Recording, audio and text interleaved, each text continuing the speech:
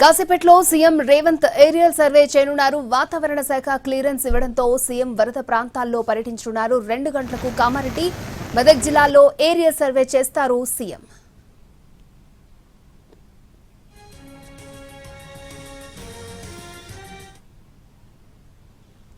కాసేపట్లో CM Revanth Reddy aerial survey చేయనున్నారు. వాతావరణ శాఖ క్లియరెన్స్ ఇవ్వడంతో సీఎం వరద ప్రభావిత ప్రాంతాల్లో పర్యటించనున్నారు. 2 గంటలకు కామారెడ్డి, మెదక్ జిల్లాలో ఏరియల్ సర్వే చేస్తారు సీఎం రేవంత్ రెడ్డి. పూర్తి డీటెయిల్స్ మా ప్రతినిధి చారి మనకు అందిస్తారు. చారి,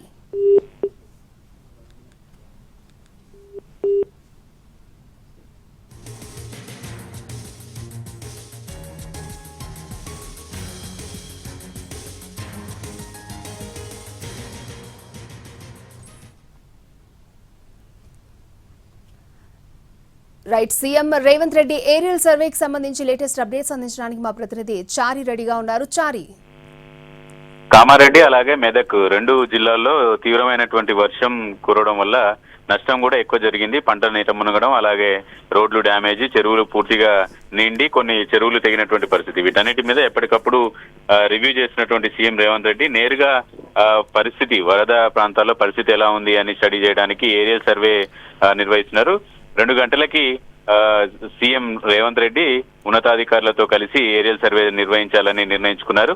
ప్రస్తుతం సీఎం తన నివాసంలో మంత్రులతో, డిప్యూటీ సీఎంతో సమీక్షా సమావేశాన్ని నిర్వహిస్తున్నారు. ఓవరాల్ గా 2 జిల్లాల్లోనే ఎక్కువ ఇబ్బంది ఎదుర్కొంటున్నటువంటి నేపథ్యంలో అక్కడ జరిగినటువంటి నష్టాన్ని ముందస్తుగానే అంచనా వేసి కేంద్రానికి సహాయం కోసం కూడా అడగాల్సి ఉంటుంది. కాబట్టి ఇవాళ 2 గంటలకి ఏరియల్ సర్వే నిర్వహించి పంట నష్టానికి సంబంధించినటువంటి నివేదికను కూడా కేంద్రానికి పంపించాలనుకున్నారు. ఇప్పటి వరకు జిల్లా యంత్రాంగం నుంచి వచ్చినటువంటి సమాచారాన్ని ఎప్పటికప్పుడు జిల్లా యంత్రాంగంతో సమీక్షిస్తూ సీఎస్ ఆదేశాలు కూడా జారీ చేస్తున్నారు. ఇక జిల్లాలకు మంత్రులు కూడా వెళ్ళినటువంటి నేపథ్యంలో ఓవరాల్ గా ఎలాంటి పరిస్థితి ఉంది గ్రౌండ్ లో అనేది తెలుసుకోవడానికి ఏరియల్ సర్వేకి 2 గంటలకు సీఎం రేవంత్ రెడ్డి బయలుదేరి వెళ్తారు.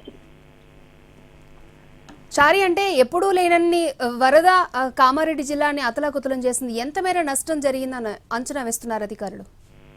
ఇప్పటి వరకు ప్రభుత్వం నుంచి కూడా ప్రాణ నష్టం జరగకుండా చర్యలు తీసుకునేటువంటి క్రమంలో భాగంగానే ఎక్కువ వాటి మీద ఫోకస్ చేశారు. రోడ్లు డ్యామేజ్ కి సంబంధించి, పంట నష్టానికి సంబంధించినటువంటి వివరాలన్నింటినీ మధ్యాహ్నం లోపు అందించాలని జిల్లా కలెక్టర్లందరికీ కూడా సీఎంఓ నుంచి ఆదేశాలు వెళ్లాయి.